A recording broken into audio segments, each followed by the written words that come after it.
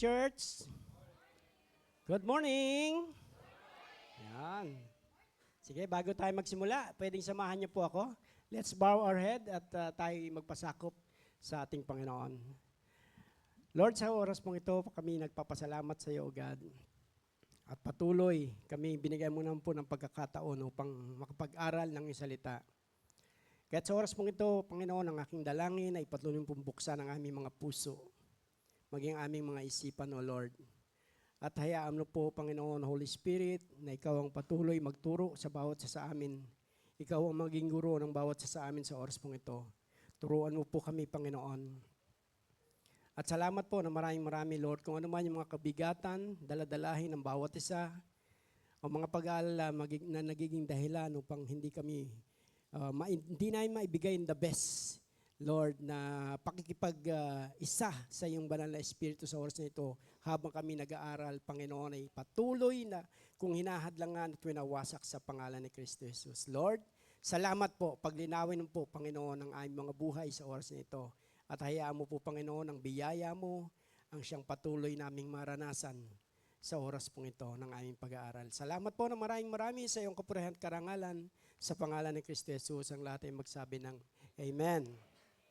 Amen. Sige, palakpakan natin ang Lord. Para sa Lord yan, yung pinakamalakas. Okay. Pwedeng paki-display yung ating teksto na ating pag-aaralan. Sa John chapter 14 verse 26. Ang sabi rito, "But the Helper, the Holy Spirit, whom the Father will send in my name, He will teach you all things and bring you to remembrance that all things that I said to you." So ang topic natin nakaraan ay about the identity. Amen? Identity in Christ. At ngayon naman ang ating pag-aaralan sa buong month na ito ay ang Holy Spirit and the spiritual growth. Napakahalaga ng banal na Espiritu sa ating buhay. Dahil hindi tayo lalago. Walang Kristiyanong lalago kung hindi natin i-acknowledge ang banal na Espiritu. Amen? Agree? Okay, kaya binigay itong John chapter 14 verse 26. But the Helper, sabi nga. Sa ibang salita o sa ibang salin, ang but the Helper, kung titingnan natin yan sa New King James Version, sa King James Version ay comforter. Sa NIV ay advocate at maging sa iba ay helper. Sa ibang salin. Na kung titingnan natin ay iba't iba ang kahulugan, di po ba? Iba't iba. Meron pang encourager. So, sa madalit sabi, ang salitang helper sa Greek word, original language, ay parakletos. Nang ibig sabihin ay yung mga meaning na ito, helper, comforter, encourager, counselor. So, mayaman yung salitang parakletos na hindi kayang ipaliwanag ng isang salita lamang o i-translate lamang sa isang salita. Nagtataka nga ako, bakit Greek? Hindi nyo ba natanong, bakit Greek? Samantarang mga Hebrew itong mga pinagmula ng ating Panginoon, di po ba? Kung titignan nyo ang kasaysayan, makikita natin doon na ang Greek noong araw, ang siyang international language. Kung kaya't nung panahon ni Jesus Christ, ito yung madalas na ginagamit kapag sila'y nangangaral. Maging ng mga apostol, kaya ito'y naisalin sa salitang Grego para mas maabot ang maraming tao. Dahil ito yung international language. Agree? Yun po ang nasa kasaysayan. So, pinaalala ko lang po sa inyo kasi itong ginagamit sa salitang Grego ay kapag sila'y nangangalakal o nakikipagsalamuha sa ibang tao, ito yung madalas na ginagamit. Ang Hebrew ay ginagamit nila kapag sila ay nasa loob ng templo, sumasamba at nagbabasa ng banal na kasulatan. Maging ang Aramaic, na kung saan mayroon ding translation sa Bible, sa Old Testament, na mayroon doon naiilan sa salitang Aramaic. Yung sa Jeremiah, some of the Jeremiah, book of Jeremiah, sa Ezra, and Daniel, ay mayroon dong saling ng Aramaic. So sa madalit sabi, the whole New Testament ay nasusulat sa original language ng Grego. Kaya itong Parakletos, doon to hinango na hindi kayang ipaliwanag dahil masyadong malalim.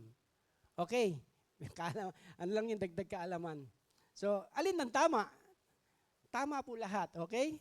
Dahil wala nga salita, sabi ko nga walang salitang Ingles o Tagalog man na lubos na makapaglalarawan sa salitang Parakletos.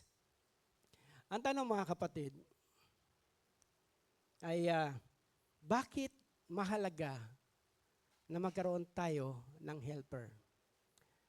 Anyway, ang helper is a person who assists, support, or make a task easier for someone else. So sa madalit sabi, ang helper ay katulong o tumutulong para mas mapadali yung ating responsibilidad o trabaho. Bakit mahalaga na may helper? Tingnan natin, nawabawasan ng trabaho at pagod, di po ba? Dahil hindi mo na kailangan gawin mag-isa ang lahat ng gawain. Mas nagiging maayos ang isang gawain sa bahay man o trabaho o negosyo o ministeryo. Kasi bakit? Dahil may tumutulong maglinis, mag-ayos, mag-asikaso ng iba't ibang bagay. Hindi solo ka lang. Makakatipid ka sa oras dahil mas mabilis matapos ang dapat gawin. Makapagpahinga ka ng mahaba. At ang sarap niyan, pag nakakapagpahinga ng mahaba, amen? O, yung mga laging sinasabi na kulang sa pahinga, kulang sa tulog. O, makakapagpahinga tayo kung meron tayong helper. Mas may oras para makipagsalamuha, yung banding-banding. Kasi meron kang katulong, madaling matatapos ang lahat, pwede kang dumalaw sa mga kapatid, kaibigan, kamag-anak, maging sa may mga sakit. Okay, maging sa Genesis, sinabi rito ng Panginoon. Sabi rito, it is not good for the man to be alone. I will make a helper suitable for him. So, si Yahweh mismo, ang Panginoong Diyos mismo ang nagsabi na hindi maganda para sa atin ang nag-iisa. Kaya nilikhaan tayo ng mga kasama. Sa tingin niyo ba, meron ng taong nagtagumpay o guminhawa ang buhay ng walang tumulong? O walang katulong?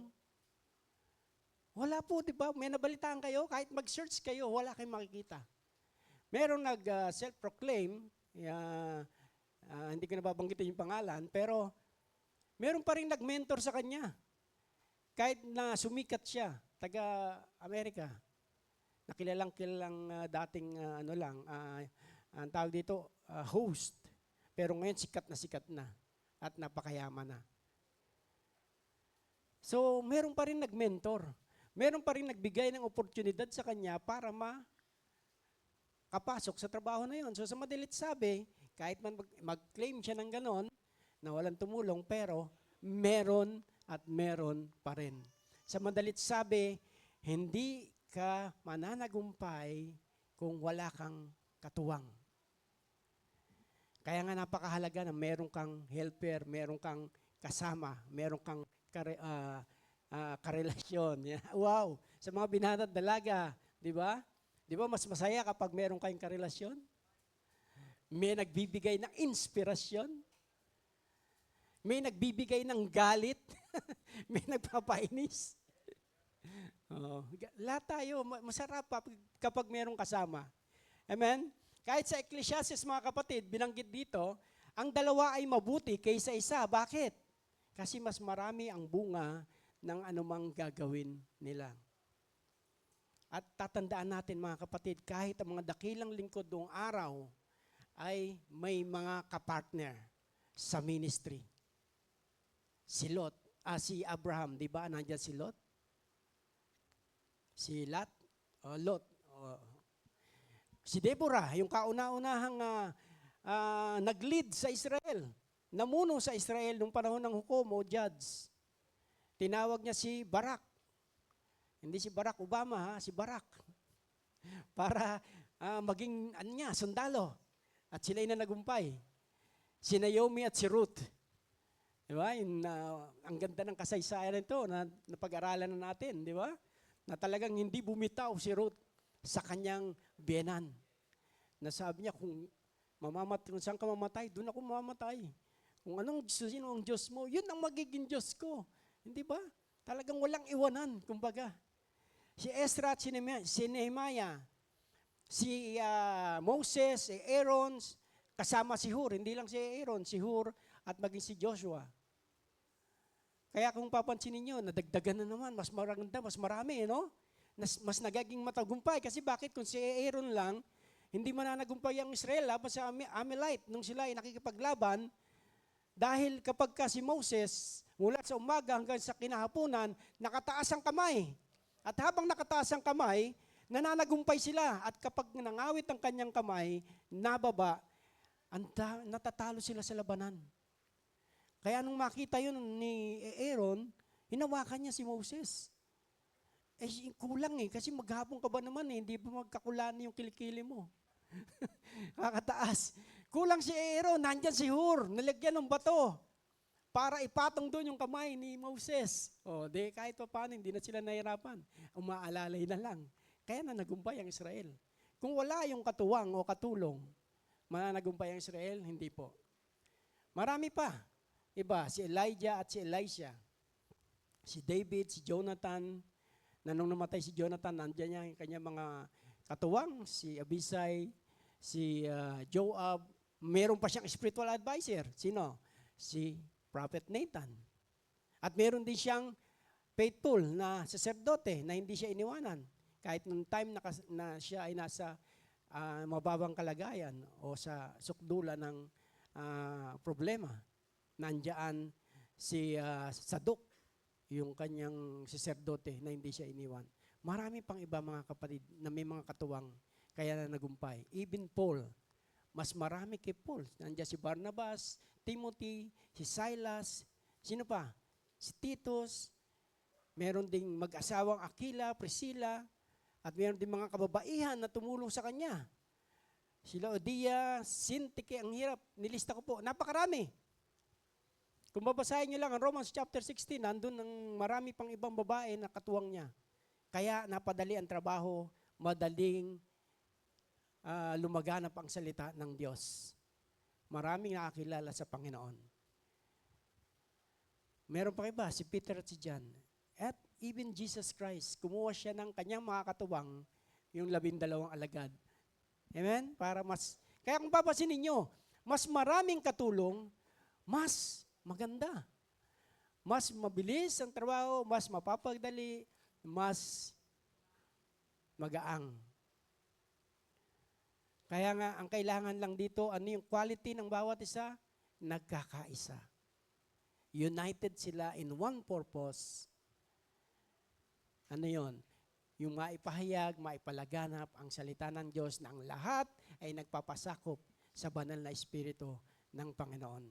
Same with our spiritual life or Christian journey, mga kapatid. Mahirapan tayong lumago. Mag-mature as Christian. Mahirapan tayong managumpay doon sa mga pagsubok na dumarating kapag wala tayong katulong.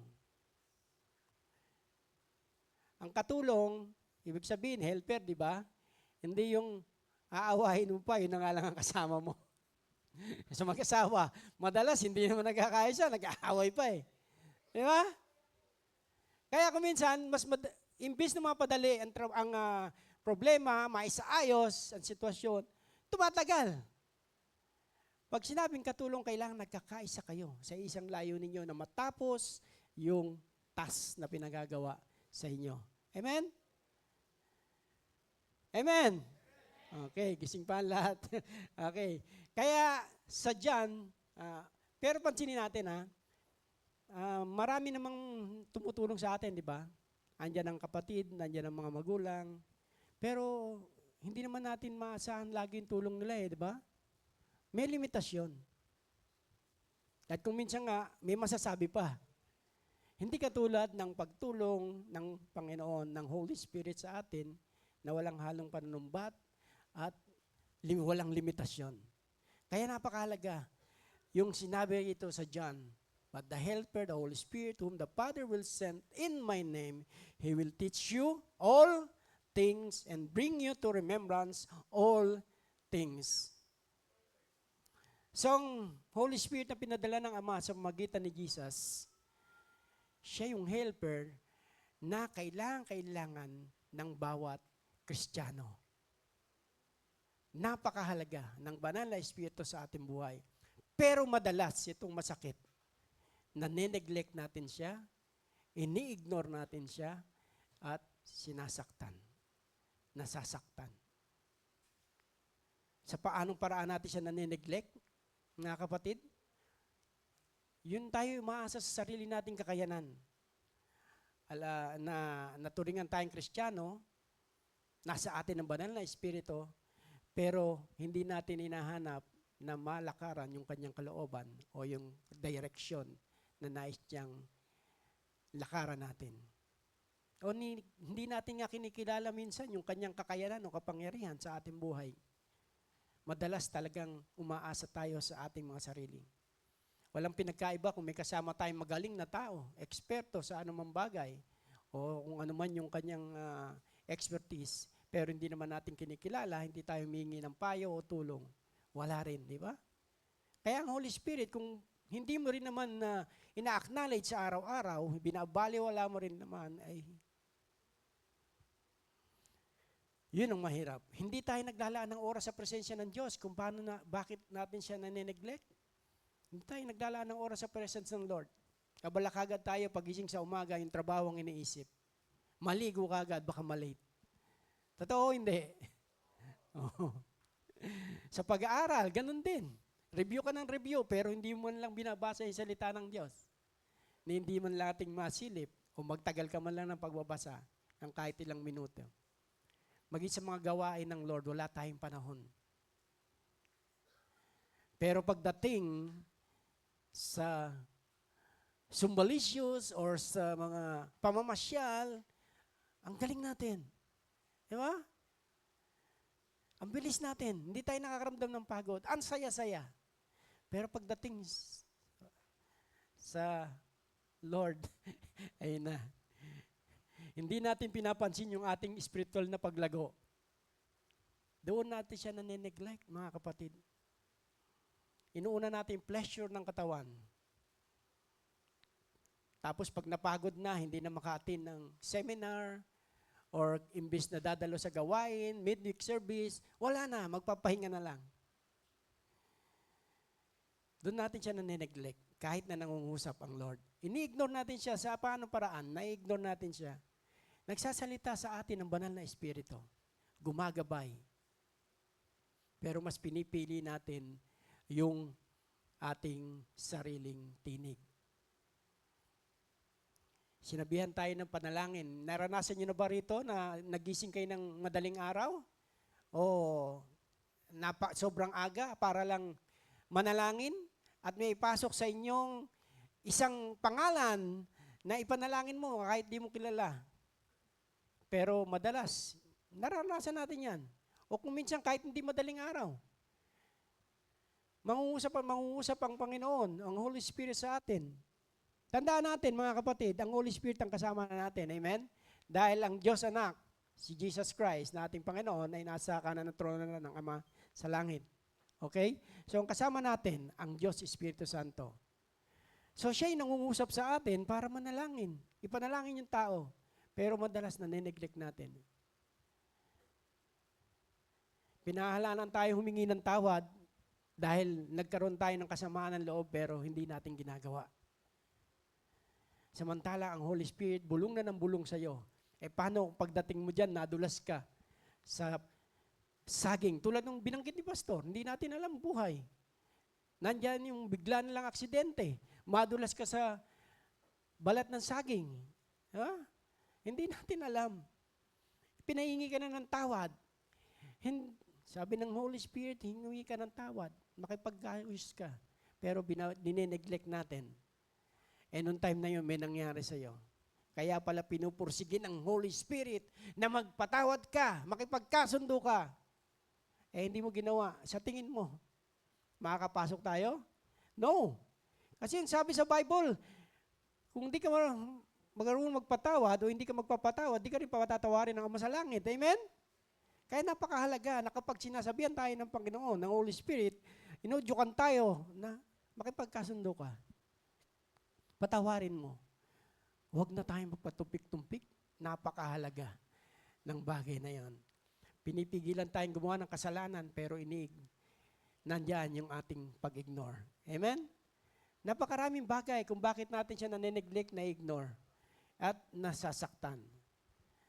Ang sabi sa Bible, sa Ephesians 4:30, huwag nating pigatin ang Espiritu Santo. Ibig sabihin, huwag nating saktan, at nalulungkot siya kapag sadya nating labanan yung kanyang kalooban. Alam na nating mali, pero sige pa rin tayo. Sa mga Kristiyano lang, mga kabataan ngayon, alam nang mali na pumatol sa hindi mananampalataya. May mga consequences na kahit alam nilang meron, kahit alam nilang mali, papasok pa rin sa ganung bagay. Kaya nangyayari, hindi maiwasan, nandyan ang mga consequences ng ating mga action. Patuloy pa rin sa kasalanan. Kahit alam na mali na yung ginagawa, sige pa rin. Napakaraming pagkakataon. Maging yung pagkukunwari sa pananampalataya, mga kapatid. Paano natin siya nasasaktan sa pamagitan ng pagkukunwari ng pananampalataya? Okay? Nananalangin tayo. Pinananalangin natin ang ating kasambahay, mga anak, sa Panginoon na magkaroon ng maayos na buhay. And after that, makita lang natin na sila ay hindi umaayon doon sa iyong pinanalangin, nandun na kagad yung ating, ang tawag yan, pag-aalinlangan. Amen? Nanalangin ka na ikaw ay ingatan sa iyong paglalakbay. Tapos makakita ka lang ng gano'n na muntik, uy, nandiyan na kagad yung pag-aalinlangan, balik kagad. Mga kapatid, kung mananalangin tayo, panghawakan natin kung ano yung ating pinanalangin. Dahil hindi nalulugod ang Lord doon sa pabago-bagong isipan. Sabi sa Bible, huwag umasa ang taong yun na mangyayari yung kanyang pinananalangin. Amen? Kung ano yung nilapit mo sa Lord, kailangan panghawakan natin. Kasi nasasaktan natin ang Lord kasi bakit? Minamaliit natin yung kanyang kakayanan, yung kanyang kapangyarihan. Yung kanyang magagawa sa ating buhay. Once na nalangin ka, mga kapatid, layo ng mga magulang, huwag ka na ma-disappoint kung ano man makita mo sa mga anak mo. Dahil darating at darating ang time, yung pinanalangin mo, makikita mo. Isang halimbawa na lang, na may anak na pasaway, paulit-ulit na ginagawa, pagsisinungaling, paggawa ng mga hindi maganda, at nagkaroon ng consequences. Dumanas na mapalagay sa bingit ng kamatayan, nung time na nandoon siya sa kalagayan na kung saan siya ay magsisilang. At ang pagsilang, bunga pa rin ng kasalanan. Pero dahil sa panalangin mo, bilang magulang, dahil sa protection ng iyong panalangin, sa magitan ng iyong panalangin, nandun ang biyaya ng Lord. Because of your prayer. Doon palang pinakakita na ng Panginoon na tapat siya kahit nakikita mong mali o nandun sa malaking sitwasyon yung kanyang winapanalangin. Panghawakan natin mga kapatid, yung ating pinananalangin sa Panginoon dahil napakahalaga na panghawakan. Bakit? Yun ay pagpapakita ng ating tunay na pananampalataya na hindi puro bunganga lang. Pag nanalangin ka, tigilan muna yung mga negative na salita. Amen? Kasi pag nagsalita ka, kung anon laman ng puso, yun ang ilalabas ng bibig. Kaya kung ikaw ay may pag-aalinlangan sa iyong pananampalataya, lalabas at lalabas siyang kapag nandyan na ang sitwasyon na nakikita mong hindi ayon sa iyong pinapanalangin. Pero kung buo ang iyong pananampalataya, hindi ka matitinag. Mananatili yun kahit ano nakikita mo. At cool ka lang. Kaya may makikita kayo mga Kristiyano, si pastor, cool lang. Ang daming, makikita niyo yung mga pastor, ang daming pinagdadaanan. Pero bakit nakita niyo parang cool lang? Kasi alam namin, tapatan Diyos eh. Marami ng pagkakataon na naranasan sa amin sa buhay, personally, ang kilos at pagtugon ng Panginoon. Si Ananias at Sapphira, nagsingaling sila sa Diyos. Nagpapakunwaring may pananampalataya. Bakit ko sinabi? Napakunwari yung pananampalataya. Napagaya lang sila sa ibang mananampalataya. Kasi nung panahon na yun, taghirap. Okay? Taghirap. Kaya ang mga mayayaman, nagbebenta na ng kanilang mga ari-arian at ilalagak sa simbahan. At yun ang kanilang ginagamit para magtulungan. Abutin yung mga wala, mapakain yung mga nagugutom. Etong si Sapphira, itong si Ananias at si Sapphira, nagbenta rin. Siguro gusto lang magpasikat. At yung pinagbentahan, hindi naman binigay lahat. Di ba? Kung ano lang yung gusto nila. Kaya nung sinabi ni Pedro, ito lang ba ang napagbilan? Kung tutuusin, baliwala naman yung kay Pedro eh. Kasi nagbigay naman eh. Kaya lang, joke ng Espiritu Santo. Kasi nagsinungaling siya sa Diyos, ang Espiritu Santo na nasa sa kanila. So ito lang ba yung napagbilan? Nagsinungaling. Opo, yan lang po. Bakit ka nagsinungaling? Anong sabi ni Pedro? Bakit ka nagsinungaling sa banal na Espiritu? Hindi ba't sa'yo naman yan? Nung hindi pa binebenta? Sa kanya naman talaga eh. Mano ba na ibigay mo na lang kalahati dahil yun ang bukal sa iyong puso, di ba? Ba't kailangan pa magsinungaling? Para ano? Para gusto magpasikat? No. Alam ng Diyos kung tunay ang kanyang pananampalataya. At dahil doon, nasaktan, sabi niya. Nasaktan ang Santong Espiritu. At oras din na yon, nandoon kagad yung kahatulan. Mapalad nga tayo sa panahon natin ngayon. Full of grace tayo. Biyaya ng Diyos. Na kahit na gano'n, nasasaktan natin, na neglect natin, ni-ignore natin ang Santong Espiritu, hindi pa rin tayo. Nandito tayo buhay at patuloy na binibiyayaan ng Lord. Binibigyan ng pagkakataon na tayo ay makahingi ng tawad, makalapit muli sa Kanya. Kasi ako naniniwala, mga kapatid, sa sobra dakilang pag-ibig ng Diyos, hindi niya nga nais na ang isa man ay mapahamak. Kaya nga kahit sa bingit ng kamatayan, meron pa rin na si-save. Kapag napuntahan ng pastor at pinatanggap, kahit nawala ng pandinig, kumilos na lang ang daliri at sabihin na narinig mo ko, sunod ka sa panalangin ko at alam kong sumusunod ka kapag kinikilos mo yung daliri. Maraming ganun, kahit si pastor naranasan na yung ganung bagay. Kasi bakit? Binibigyan pa rin tayo ng pagkakataon na makabalik sa Panginoon dahil ayaw ng Diyos na isa man sa atin mapahamak. Kaya dito tayo ngayon, punong-puno ng biyaya kahit na patuloy natin sinasaktan ang Santong Espiritu. Pero nung time na yon, patay ka agad eh. Ang masakit nun, damay pa yung asawa niya. Dumating yung asawa niya, si Sapphira. O ano nangyari? Dahil Sapphira, nakipagkasundo siya sa kanyang asawa. Nung tinanong siya, ito lang ba napagbilan ng inyong ari-arian? Opo. Bakit ka nakipag-isa sa iyong asawa para pasinungalingan ang banal na Espiritu? Church, nakakatakot, di po ba? Naritong yung asawa, binibitbit na at susunod ka na sa kanya. Binibitbit palabas dahil bangkay na. Susunod ka na sa kanya. Yung time na yun, bumagsak siya at namatay. Judgment kagad. But now, because of the grace of God, the grace of the Holy Spirit na kasama natin, binibigyan tayo ng pagkakataon. Amen? Amen! So, kaya doon sa ating binasa, alam niyo mga kapatid, ang pinakamahalaga sa mundong ito, yung person na pinakamahalaga sa mundong ito is the Holy Spirit. Hindi ang asawa mo. Pwede kang iwanan yan, pwede kang awayan yan anytime. Pag wala sa mood yan, doon ka, huwag kang tatabi sa akin.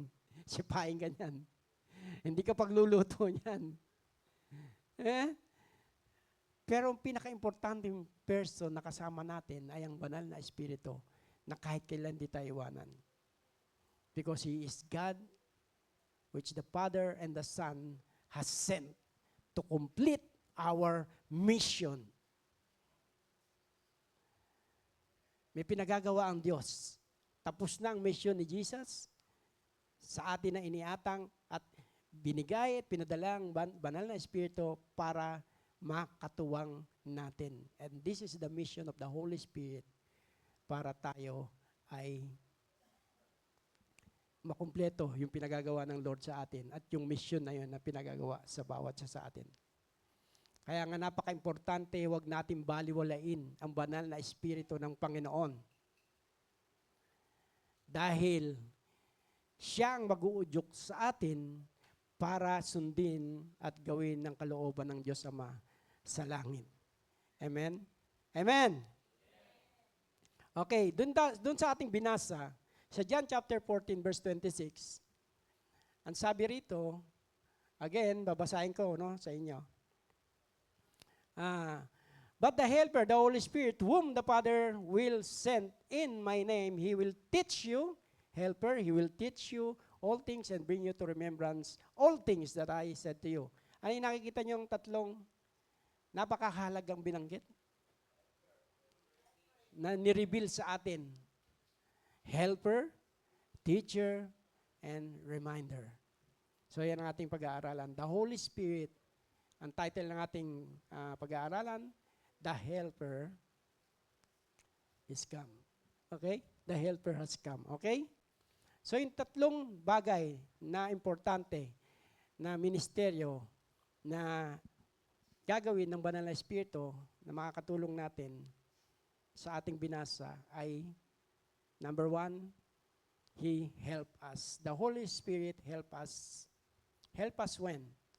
Paano siya makakatulong sa atin? When we are weak. Sometimes talagang mararanasan natin mga kapatid. Tatlo lang to, kaya samahan niyo po ako, okay? Minsan talaga mararamdaman natin yung ating katawan na talagang manghihina and emotionally talagang nandiyon yung weakness, no? Nang pagiging mahina natin, spiritually, mararanasan natin yung kahinaan na yan. At feeling natin parang hindi na natin kayang magpatuloy sa pagsisilbi sa Panginoon. O kahit dalhin yung mga problema sa buhay. At dito papasok ang Holy Spirit sa ating weaknesses. The Holy Spirit is our divine helper. Nandyan siya lagi sa ating tabi. Nating mananampalataya, nandyan siya lagi para magbigay sa atin ng kalakasan. Lakas ng tao, talino ng tao, maglalaho, manghihina, mababawasan. Lalo na yung mga nagkakaedad na, nababawasan na yung sharpness, di po ba? Nararamdaman niyo ba? Yung maging yung lakas ng pangangatawan. Dati, ang bilis mong tumayo. Ngayon, kailangan tumukod ka muna bago ka tumayo. So, talaga nagpe-fail. But, thank God, dahil nandiyan ang Holy Spirit para gawin yung ating mga kahinaan. Tulungan tayo sa ating mga kahinaan. Example natin si Elijah. Si Elijah, after niyang managumpay sa labanan, nung hinamon niya yung mga false prophet ni Baal. So alam niyo na istorya sa mga hindi pa. Okay, makinig tayo. So merong labanan. Hinamon ni Elijah, ang propeta ng Diyos, yung mga false prophet, mga propeta ng mga Diyos-Diyosan. Sabi niya, maghain kayo sa inyong Diyos at maghahain ako sa aking Diyos. Kung ang Diyos ay magpadala ng apoy mula sa langit at sunugin yung ating mga offering, siya ang tunay na Diyos na sasambahin natin. So maghapon, yung labanan mula umaga hanggang hapon, pinauna niya yung mga false prophet na sumasamba sa mga Diyos-Diyosan. O anong sabi? Sige, mag-ingay kayo, magsaya kayo, magsayaw kayo. Ginagawa nila ang lahat pero hindi tumutugon ang kanilang Diyos. Nagsugat sila, yung mga ritual na ginagawa nila, lumuhod, umiyak. Lahat na ginawa, pero hindi sila dininig ng Diyos. Sabi ni Elijah, lakasan niyo pa ang sigaw niyo. Baka tulog ang inyong Diyos, gisingin niyo siya. Nakita niyo, parang nangaasar, ano?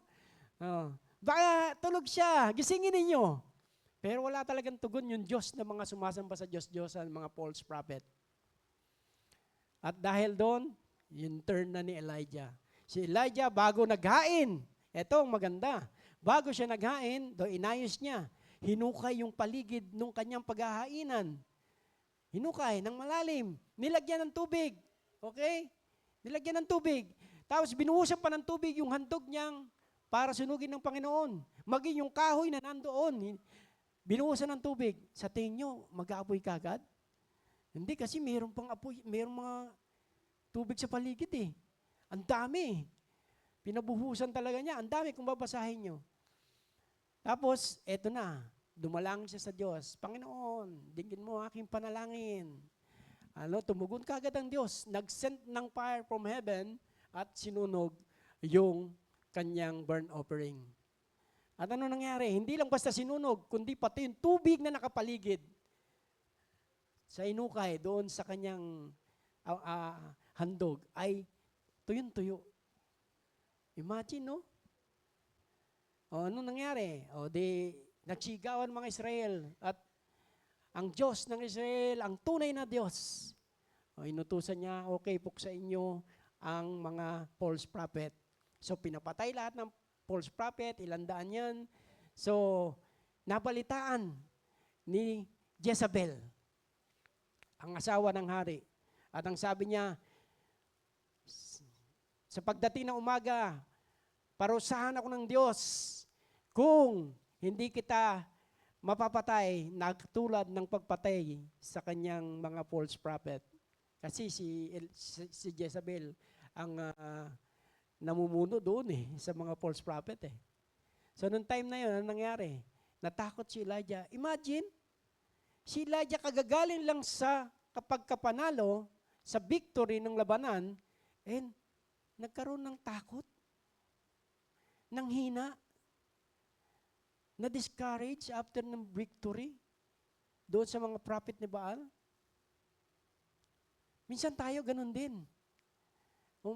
Do tayo ay umaasenso, nagkakaroon ng magandang buhay, nananagumpay sa negosyo, maging sa trabaho, nagkakaroon ng promotion, pero biglang darating yung panghina na hindi natin naasahan.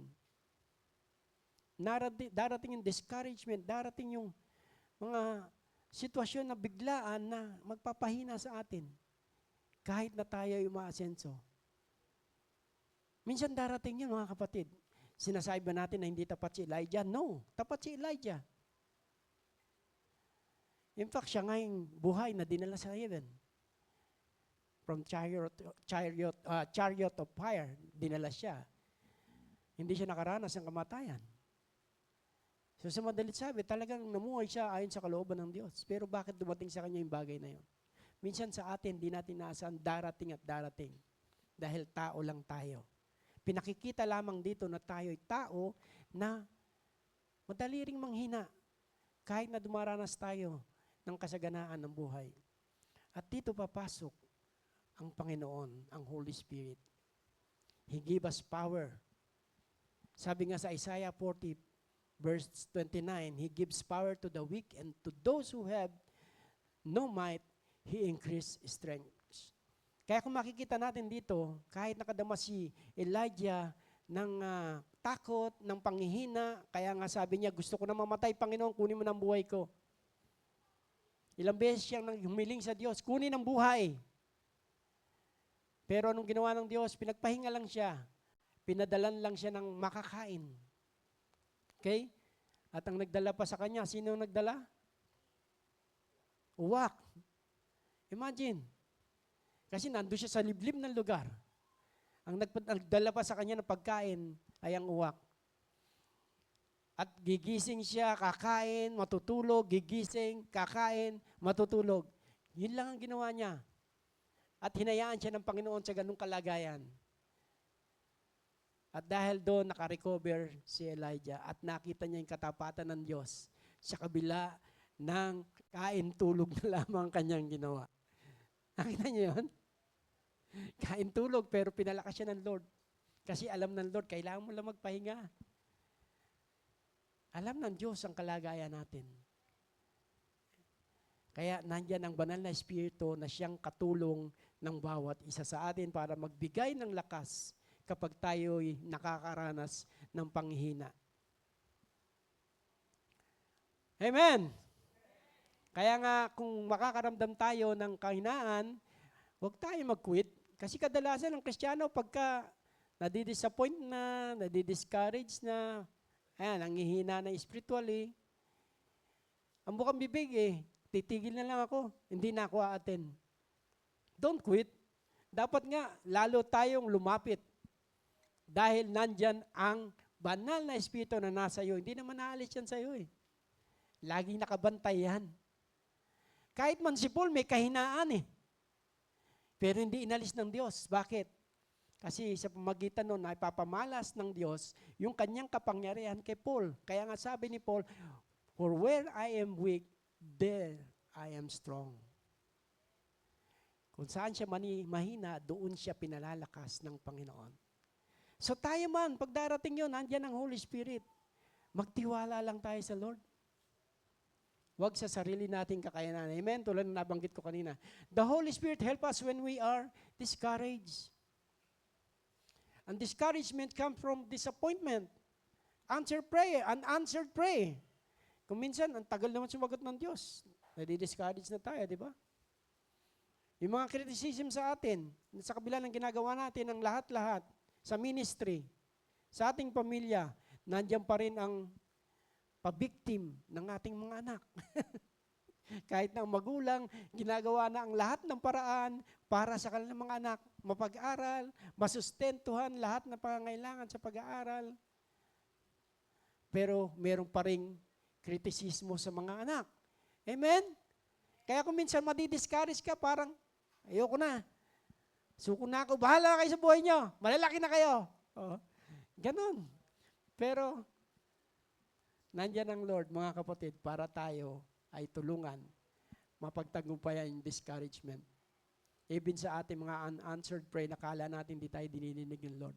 Tumutugon ng Lord, meron nga lang siyang perfect time. Okay? Upang papangyarihin. Even sa mga disciple, naranasan to mga kapatid. Naranasan ng mga disciple na sila ay na-discourage nung si Jesus ay hinuli na. Amen? Kaya nga nagtakbuhan sila eh. Nagtaguan eh, nagsipagtago eh. Kala nila lahat wala na, tapos na kasi kinuha na yung aming leader. Kinuha na nila ang Panginoon, pinatay na sa krus. But yet, after receiving the Holy Spirit, nakita nyo, nangyari?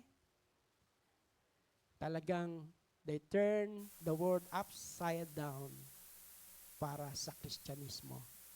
Kaya nga nung mabaptize sila ng Holy Spirit, nung nasa kanila lang banal na Espiritu ng Panginoon, everyday, 1,000 ang kumikilala sa Panginoon, nanunumbalik sa Lord. Ganong kahalaga ang banal na Espiritu sa ating buhay.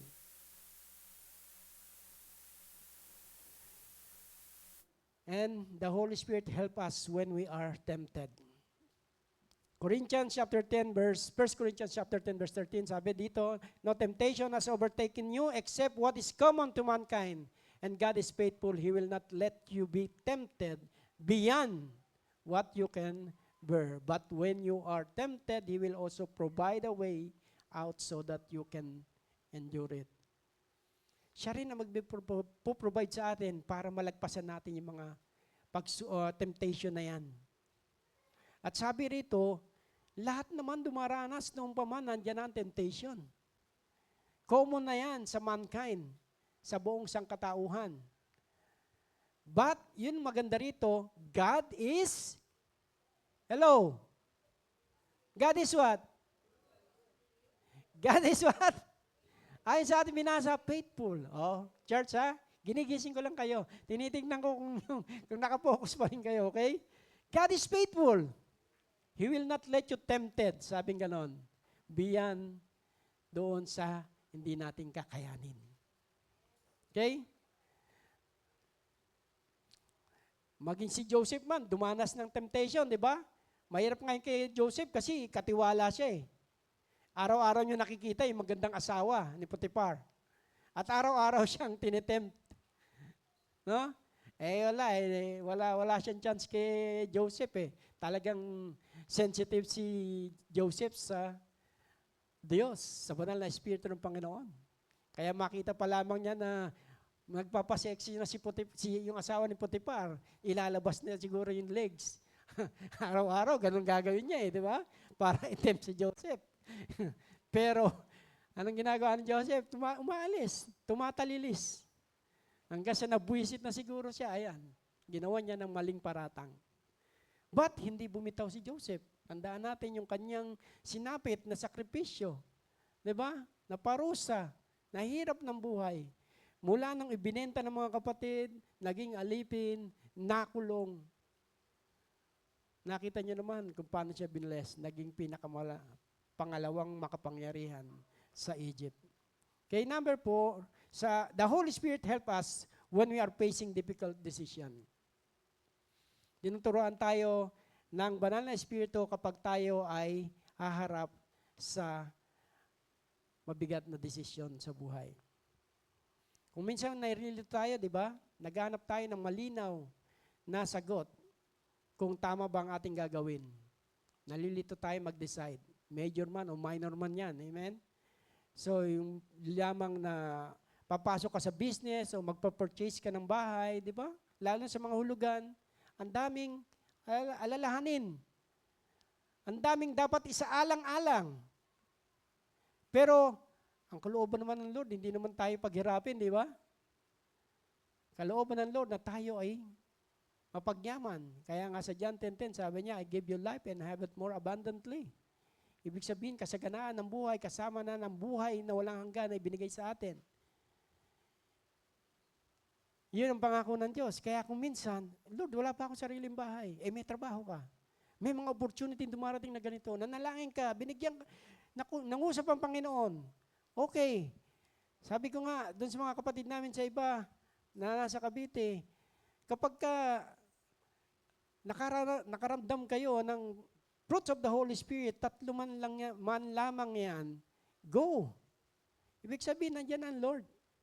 At kalooban naman ng Lord na tayong lahat ay mapagyaman. Kaso, okay, may mga, ang ganda na ng flow. Banayad na banayad. Parang yung commercial ni Dolphy. Banayad. Banayad na banayad ang lahat.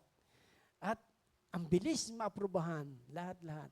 Ito ngayon ang kaaway, hindi titigil para pasinungalingan yung pangako ng Diyos sa atin. Ang kaaway, tandaan nyo, laging present. Kung laging present ang Holy Spirit, laging present din yan. 24 hours yan. Ang Lord talagang hindi tayo iwanan, ipababayaan man. Amen? Kumbaga parang, ano na yan, mas higit pa yan sa 24 hours. Walang tulugan yan. Si Satanas, hindi, nag-uutos lang yan sa mga alipores niya kung sino yung prinsipe niya doon sa bawat lugar.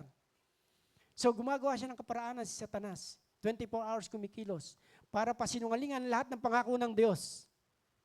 Yan ang trabaho niya. Para alisin yung ating pananampalataya. Okay? Pero ang Holy Spirit nandiyan, nangungusap sa iyo. Patuloy na kapag darating yung time na nagdesisyon ka at binibigyan ka na naman ng pag-aalinlangan, nandiyan siya para paalalahanan ka. Anak, faithful ako sa iyo. God is faithful. Laging ganon.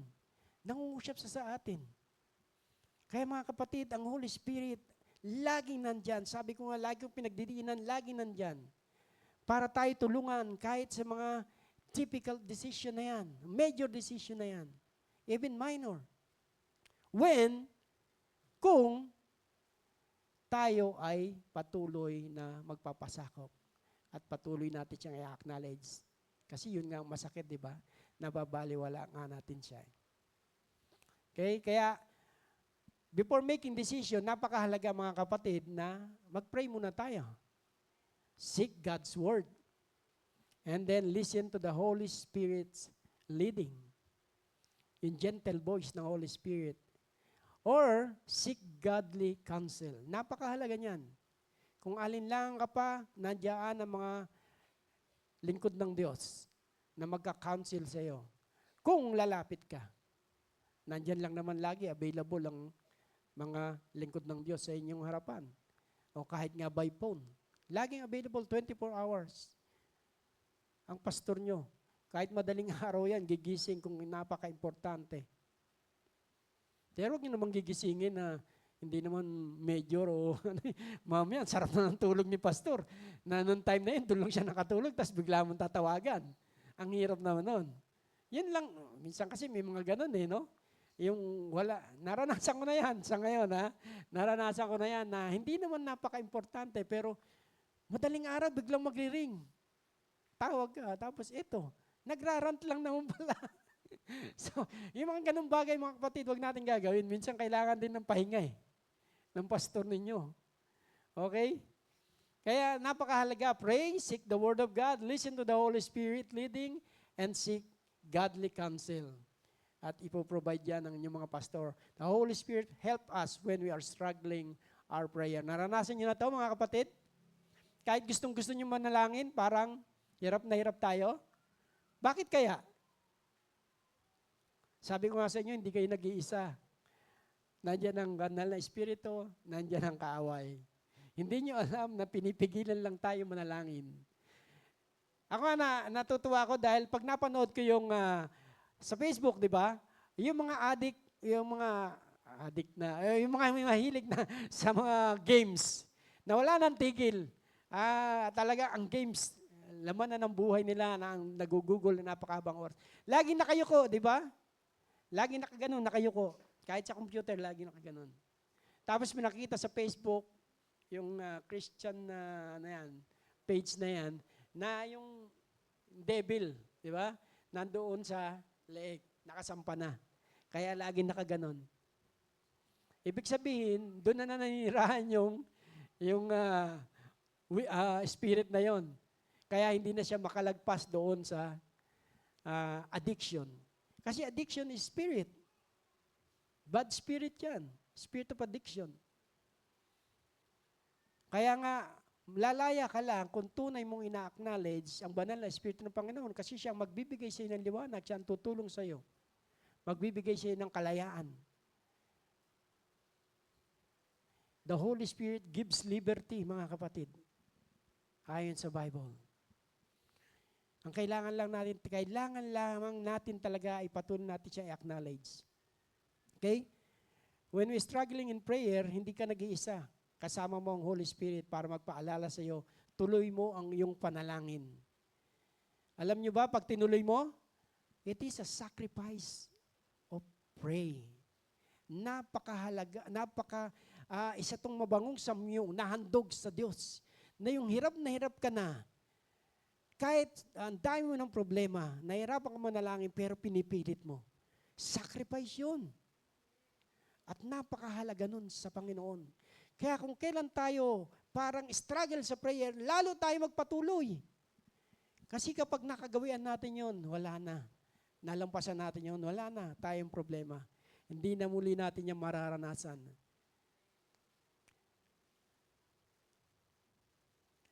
Remember Hannah, nung siya ay nananalangin, di ba, sobra ang kanyang kapighatian dahil hindi nga siya magkaanak. Kaya nga napakahalaga ng prayer.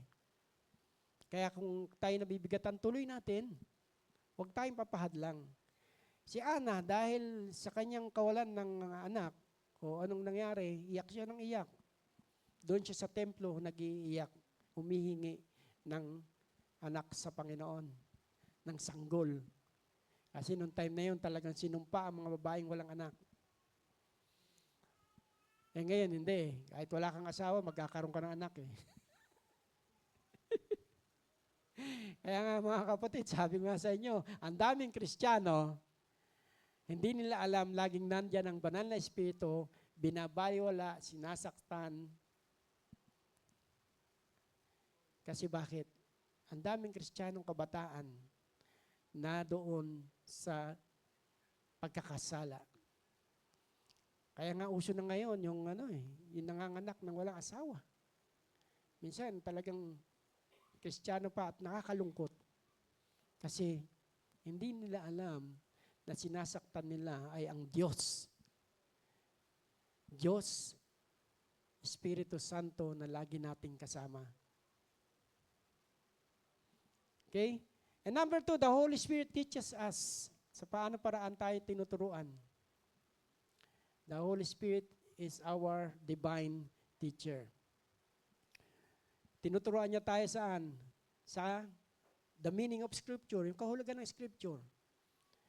Makikita natin dito na kahit tayo nagbabasa, mapapansin niyo parang hindi natin naunawaan. Naranasan natin lahat yan nung tayo baguhan pa. Hindi natin maunawaan kung ano yung sinasabi doon sa ating binabasa. Hindi natin maintindihan kung ano ba itong kahulugan nito. Pero tandaan natin, natural lamang yan sa mga wala pang kumbaga ay hindi pa ganun kalalim sa Panginoon. Lalo na sa mga hindi pa nakakilala sa Lord. Ako kasi, nagbabasa na ako ng Bible, hindi pa ako Kristiyano eh. Pero binabasa ko lang, as in parang comics. Hindi ko naman naiintindihan. At natural lang yun kasi wala pa rin yung banal na espiritu na magbibigay ng pangunawa. Amen? Kaya nga, sabi ni David, siya mismo, sabi niya, open my eyes that I may see wondrous things from your law. Siya mismo nanalangin na ibuksan ang kanyang mga mata nang makita niya yung kagandahan ng mga bagay sa kanyang salita. Yung mga disciple, hindi rin nila naunawaan yung mga sinasabi ni Jesus. Kaya lalo na pag dinaan sa parable. Di ba? Pansinin nyo. Si Jesus pag nagsalita, dinadaan niya sa parable, sa kawikaan. At hindi yun maintindihan ng mga disipulo. Pero nung sumakanila na ang banal na espiritu, naunawaan na nila kung ano yung sinabi ng Panginoon na ang templong ito, gibain ninyo. Sa ikatlong araw, muli kong itatayo. Hindi nila naintindihan yun. Pero naparoon na ang banal na espiritu sa kanila, naintindihan nila na si Jesus Christ, yung templong tinutukoy niya. Amen? Ganon lamang mga kapatid. Kailangan natin ang banal na espiritu para maunawaan ang salita ng Diyos. And second, para bilisan natin, the Holy Spirit teaches us the character of Christ. Hanggang ngayon, maraming mga kulto o mga relihiyon na hindi kinikilala si Jesus bilang Diyos. Bilang anak ng Diyos. Anak lang ng tao ang turing. Amen? Merong mga kumikilala kay Rizal. Ang Islam ay hindi kumikilala kay Jesus bilang Diyos. Maraming relihiyon ang hindi kumikilala. Pero sa atin, dahil nasa atin ang Santong Espiritu, ipinakikilala, nire-reveal sa atin ng Banal na Espiritu kung sino si Jesus Christ. Yung kanyang pag-ibig, di ba? Yung kanyang compassion, yung kanyang kapakumbabaan, yung kanyang obedience sa Lord, even yung power, pinamalas niya na ngayon ay nararanasan natin. Yung kanyang pagkilos. And then He teaches us also na sundin ang kalooban niya. Na makita yung kanyang kalooban. Sa pamamagitan ng Scripture, sa pamamagitan ng banal na kasulatan, makikita natin yung kalooban ng Diyos para sa atin. Si Philip, nung siya ay dinirect ng Holy Spirit to approach yung sa Ethiopian leader na nangangalaga ng yaman ng reyna ng Ethiopia, anong sabi rito? Ayan, nawala ako. Okay. Ayan. Yung nangangalaga sa Ethiopia, mga kapatid, hindi ba't pinapunta siya ng Diyos, inutusan siya na sundan yung taong ngayon na bumibiyahe dun sa disyerto. Lapitan mo, sabi sa kanya ng Holy Spirit. At doon narinig niya, nung nilapitan niya, doon sa chariot, ay narinig niya binabasa yung book of Isaiah at hindi niya maintindihan. Lumapit si Philip at nag-approach na naunawaan bang yung binabasa. Anong sabi ng Ethiopian leader? Hindi ko maunawaan kung walang magpapaliwanag sa akin ng bagay na ito. At doon naupo si Philip doon sa kanyang sinasakyan at ipinaliwanag yung kanyang binabasa. Doon lamang niya naintindihan. Because of Philip, napuspos ng Santong Espiritu. At sabi niya, narito ang tubig, dinaanan nila na mayroong tubig. Meron pa bang hadlang para ako mabautismuhan? Kaya bumaba sila, tumanggap sa Panginoon at siya'y binautismuhan sa tubig. At makikita nyo rito, the rest, ano yung tawag dyan? Si Philip biglang nawala. Ang tawag dyan, napunta sa ibang lugar. Teleport. Imagine mo, may teleport na nung araw. Hindi kailangan ng gamit. Holy Spirit lang pala. Ang solusyon. O ang sagot. Para maranasan natin yung teleportation na yun. Imagine, nandoon siya. Pagkatapos niya mabaptize, yung Ethiopian leader, ay bigla na lang siya naglaho at nandun na siya sa ibang lugar at nangangaral uli ng salita ng Diyos. Ganong katindi ang banal na Espiritu ng Lord. Lahat kayang gawin ng helper na nasa sa atin. Kaya nga bakit tayo mag-aalala? Kapag isipin natin at uunawain yung mga sinasabi niya ayon sa kasulatan, hindi na tayo mag-aalala eh. Yun lang sabihin sa'yo ng Holy Spirit, hindi kita iwanan, ni pababayaan man, hanggat sa wakas na mundong ito. Mag-aalala ka pa ba? Kaya doon pa lamang, mga kapatid, because the Holy Spirit, tinuturuan niya tayo na malaman ang kalooban ng Diyos sa bawat isa sa atin. At ang kalooban ng Diyos, katulad ni Philip, ano sabi sa Corinthians chapter 5 verse 18? All this is from God, who reconciled us to Himself through Christ, and He gave us the ministry of reconciliation. Yan ang God's will ng Lord sa ating buhay.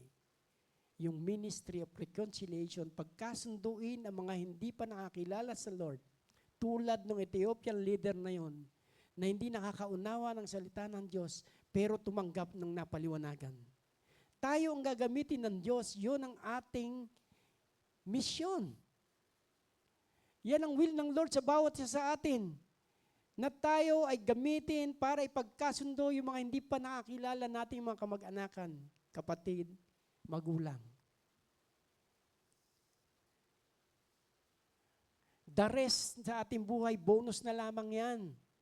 Bonus na lamang yung pag-asenso, bonus na lamang yung kaginawahan ng buhay. If we seek first the kingdom of God and His righteousness, and all these things shall be added unto you. Bonus na lang, di ba? Anong sabi? Seek ye first. Seek ye first the kingdom of God and His righteousness. At lahat ng bagay ay idaragdag na lamang. So bonus na lang. At yun ang kalooban ng Lord sa bawat sa atin. Gawin ang kalooban ng Diyos, at ang kalooban ng Diyos is yung ministry natin, gawin natin. Ministry of reconciliation. Bawat isa sa atin yan, hindi pastor lang mga kapatid, bawat isa sa atin. Amen? Amen. Kaya nga, when we seek God, napakahalaga na yung sincerely prayer. Yung sincerely prayer. Study the Word of God carefully. Bakit carefully? Kasi mahirap yung basa-basa ka lang, yung parang mais-mais lang kapag nag-e-exam. No? Na bahala na. Hindi ganun. Kailangan carefully basahin natin kasi doon natin maintindihan. Listen to the Holy Spirit conviction. Makinig tayo kung anong conviction ng Holy Spirit sa atin. And seek wise counsel for mature believer. Hindi lamang sa pastor. The Holy Spirit teaches us the spiritual discernment. Paano paraan? Sabi sa 1 John chapter 4 verse 1, Beloved, do not believe every spirit, but test the spirit whether they are of God, because many false prophets have gone into the world. Kung matatandaan nyo, si Paul, nung siya ay nangangaral, meron isang slave girl doon na laging nakasunod sa kanya. Manghuhula ito eh. Ginagamit ng iba para pagkakitaan ng pera. Okay? Nangangaral si Paul, lagi kahit saan siya magpunta, nandun tong babaeng to. At sinasabihan naman siya na maganda. Hindi naman pangit yung sinasabi kasi ang sabi sa kanya, pakinggan niyo siya ang lingkod ng Diyos, ang tunay na lingkod ng Diyos. Laging ganun sinisigaw. Nagpapatunay na siya ay tunay na lingkod ng Diyos. na ano na si Paul eh. Sabi niya, ano ba to? Ang ingay nito At na-discern niya na yung babaeng yon ay merong kakaibang espiritu, a wicked spirit, na sa kanya ay nagahari, lalo na sa panghuhula. At ginagamit din siya ng mga tao para pagkakitaan. At so, nirebuke niya yun. Pinalayas niya yung spirit na yun. Kaya nga, kung minsan kailangan maging ma-discern natin yung mga ganong spirit. Ang daming false prophet. Sa paanong paraan, anong sinasabi? Bakit natin nasasabing false? Yung nagpa-prophesy na darating na ang Panginoon sa ganitong taon. Sa ganitong araw, sa ganitong petsa, nandiyan na si Jesus. Maraming ganyan.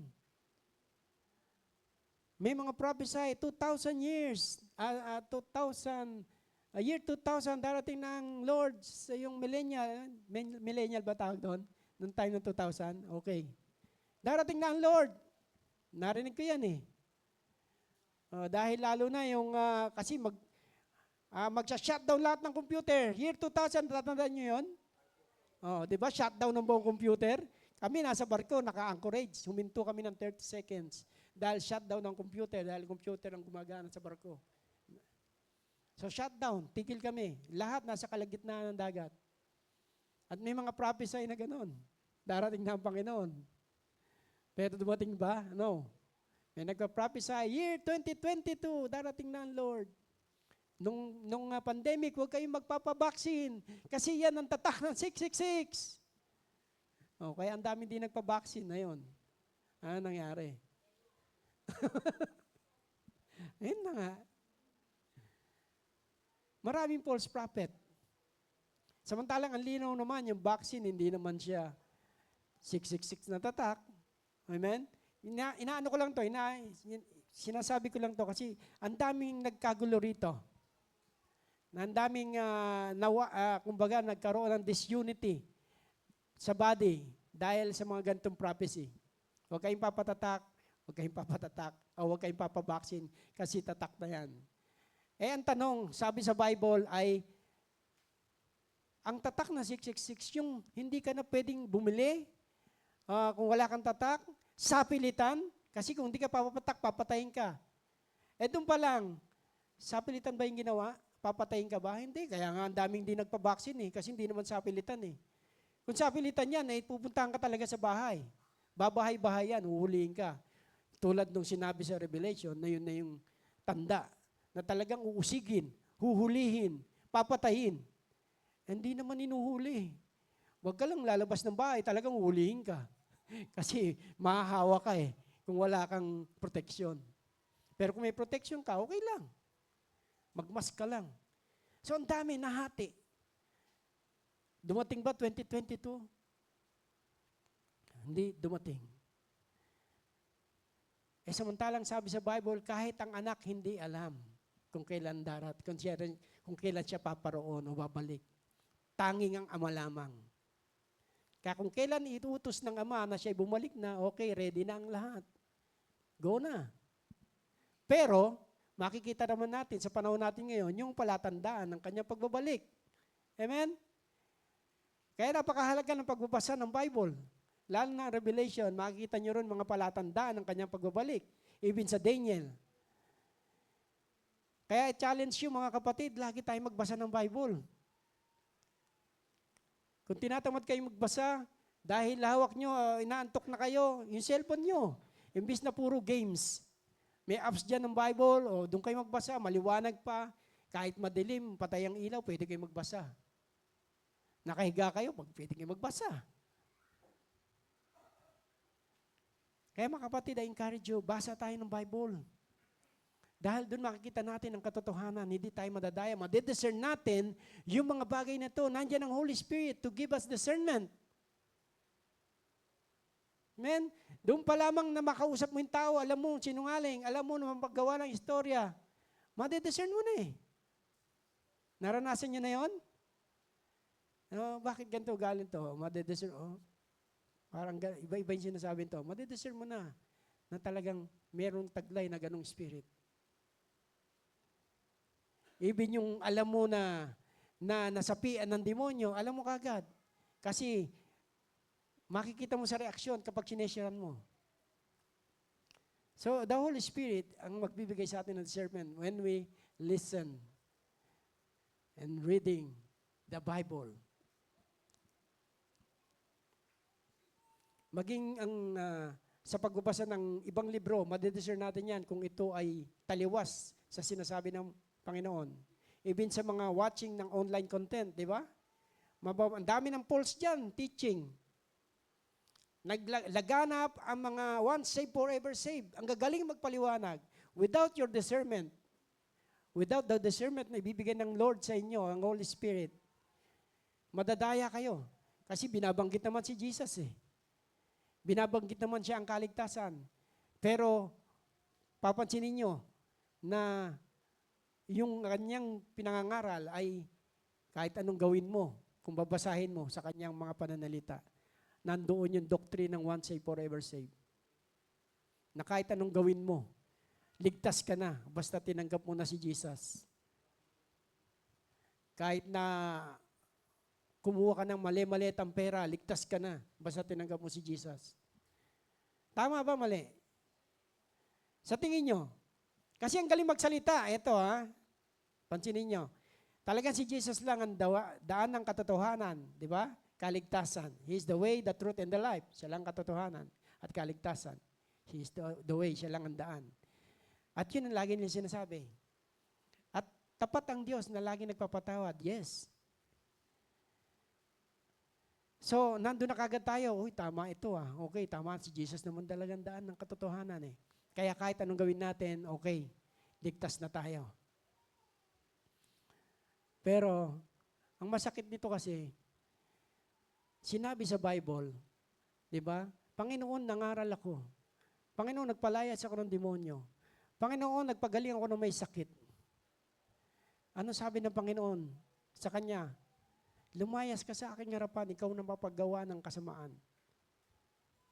Biro mo nangaral, nagpalayas ng demonyo, nagpagaling na may sakit, gumawa ng himala sa pamamagitan ng pangalan ni Jesus, pero pinalayas ng Diyos.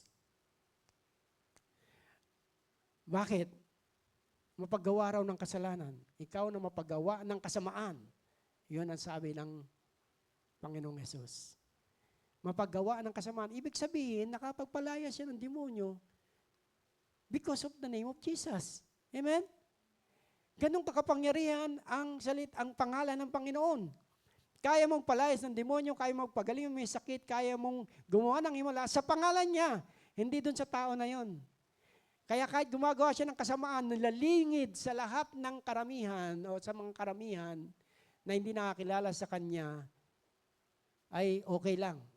Nagmamanifest pa rin yung power. Bakit? Because of the name, the power of the name of our Lord. Amen? Pero pagdating sa harapan, nandun yung judgment, the righteous judgment ng Lord. Lumayo ka, ikaw na mapaggawa ng kasamaan. At meron pa sinabi sa Bible, hindi lahat na tumatanggap sa akin ng Panginoon ay makakapasok sa kanyang kaharian.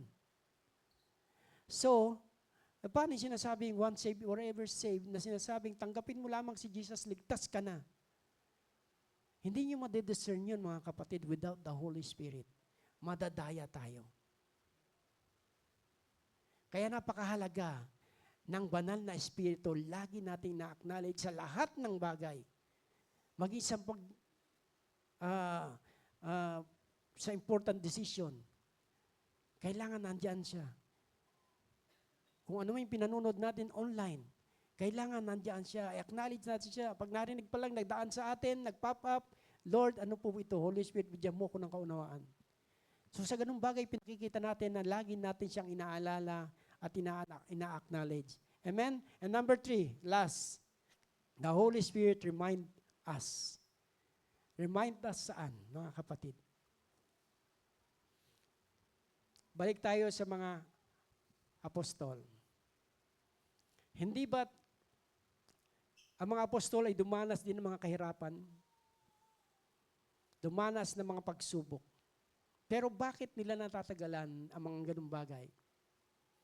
Bakit sa kabila ng kamatayan na hinaharap nila, bugutan man sila ng ulo, balatan ng buhay, hatiin sa gitna, imagine hatiin sa gitna, ibitin na mamatay ng patiwarik o pabaliktad sa krus. Ano pa? Pinatay sa saksak, pinakuloon ng tubig, kumukulong mantika.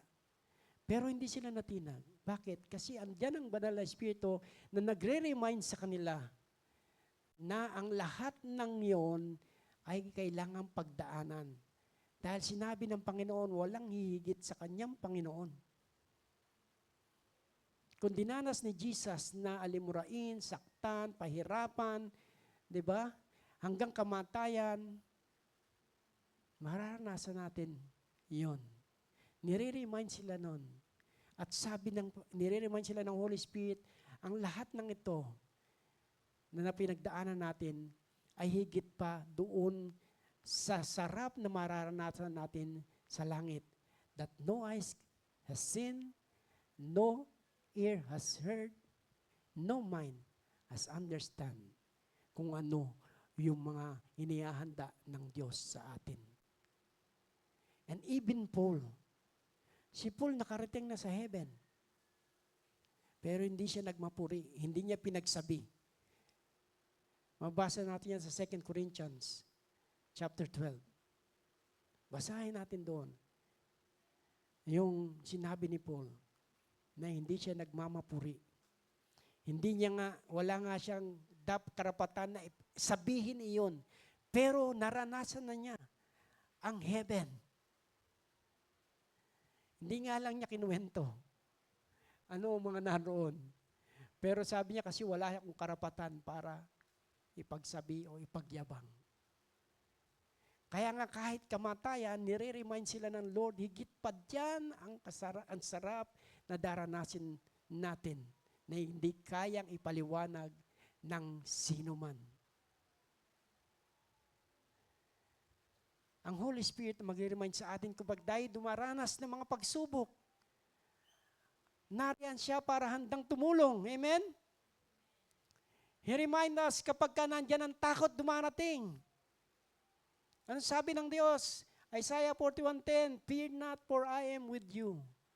Be not dismayed, for I am your God. I will strengthen you. Yes, I will help you. I will uphold you with my righteous right hand. Kaya huwag tayong matakot. Dumarating man niya mga pagsubok na yan, mga problema na yan sa buhay, huwag tayo man lupaypay dahil ang Diyos ay nariyan. Amen? Fear not, for I am with you. Nasa iyo ako. Kapag nandiyan ang temptation, sinabi yung 1 Corinthians 10:13, tulad ng binasa natin kanina, nang common na sa tao ang talagang nandiyan ang temptation, but He is faithful. God is faithful para tayo ay ilayo doon sa temptation na yon. At kapag tayo ay parang feeling natin na lonely tayo, yung ating buhay ay parang nalulungkot ka, nag-iisa ka na lang sa mga dinaranas mo, walang umaagapay sa iyo, walang tumutulong. Sabi ng Panginoon, I will never leave you nor forsake you. I'll be with you until the end of the day, the word. Ang Espiritu nagpapatutuo kasama ng ating Espiritu na tayo'y mga anak ng Diyos. Kaya kung iniisip mo na wala kang, mamamatay ka na lang, di pa nagbabago ang iyong buhay, nandiyan ka pa rin sa kahirapan, kapatid, anak ka ng Diyos. Tagapagmana ka, sabi sa Romans chapter 8, verse 16 hanggang 17. At yamang tayo mga tapagmana ng Diyos. Una, sabi sa 16, ang Espiritu ang nagpapatotoo na kasama ng ating Espiritu na tayo'y mga anak ng Diyos. Tulad dun sa identity in Christ. At yamang tayo mga anak ng Diyos, tayo ay tapagmana ng Diyos. At kasama ang tagapagmana ni Kristo, sapagkat kung tayo'y kasama niya sa pagtitiis, tayo makakasama niya rin sa kaluwalhatian. Amen. Kaya nga, napakahalaga mga kapatid, na lagi tayong nagme-meditate, lagi tayong nagme-memory verse. Kasi yan yung makakatulong sa atin sa oras na ating mga kailangan, sa bawat sitwasyon na ating hinaharap. Yan ang mag-remind sa atin. Paano kung walang laman ng Word of God ang ating mga buhay, ang ating mga puso? Maririnig natin ang tinig ng Holy Spirit through the Word of God. Kaya kung di tayo palabas sa mas mahaba ang ginugugol natin sa Facebook, hindi natin maririnig ang tinig ng Santong Espiritu. Maririnig natin yung mga tunog ng games. Dit, ano pa? Mga gano'n. Mga gano'n. O di ba, nagpa-pop up pa, minsan tulog ka na. Narinig mo pa, parang may mga ganun pa eh. Ayun yung tinig ng mundo.